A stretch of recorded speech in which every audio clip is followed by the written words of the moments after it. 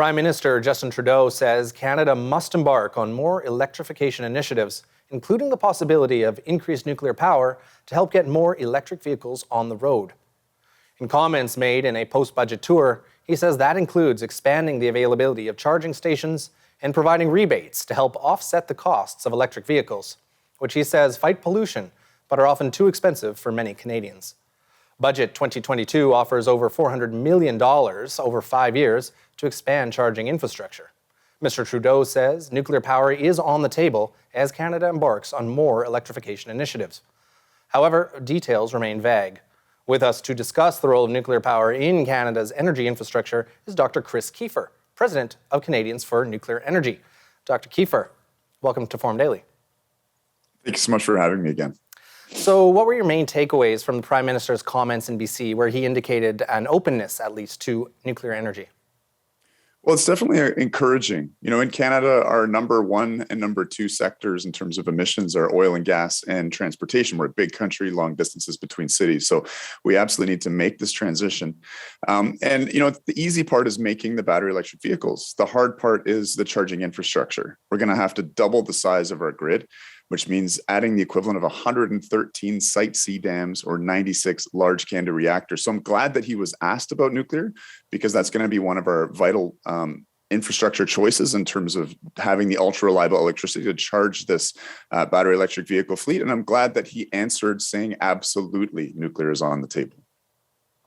Now, the European Commission has declared nuclear energy to be sustainable to meet their emissions targets. So could nuclear energy help Canada meet our own net zero commitments here? Well, you know what? It already has. In Ontario, we were 25% powered by coal on our grid. And we use nuclear energy for 90% of the power required to kick that coal off the grid. And that accomplished what has been called North America's greatest greenhouse gas reduction measure. So we know that it works. It's proven. It's evidence-based. We're blessed in this country with a lot of hydroelectricity. There's several provinces that get more than 90% of their electricity this way. That's ultra low carbon. But Ontario, Alberta, Saskatchewan aren't blessed in that way. And as you've heard, we need to double the size of our grid. That's a lot of new infrastructure. And we simply don't have all those rivers to dam anymore. So nuclear is going to play a vital role, as it already has. We have wonderful made in Canada technology with a 96% made in Canada supply chain, which means that every dollar that we invest in this technology generates $1.40 in GDP. So it's really the ultimate economic stimulus, and we can have climate action with economic prosperity and energy security. Well, speaking of energy security, we know that nuclear energy was excluded from the Green Bond framework. So how might this be significant to developing further nuclear energy in Canada? Well, bonds built this country, not just our 22 nuclear plants that we built, but also that hydro infrastructure, our roads, our bridges, and our railways. And this is a vital way to mobilize low interest capital to build these kind of infrastructure projects. And, we're really freeloading on the infrastructure that our ancestors built. And that's the infrastructure that makes us a modern, developed, advanced country. It's everything that we take for granted. So bonds are absolutely going to be fundamental to building the staggering scale of new electricity generation infrastructure that we're going to need. And the exclusion of nuclear from that was really inexcusable. My organization launched a House of Commons petition that got over 10,000 signatures in just 1 month. It's going to be read on the floor of the House of Parliament shortly, and it generated a sufficient buzz that I think it actually led to changes in the budget announcements and a real pivot towards nuclear energy from this Liberal government. Very interesting.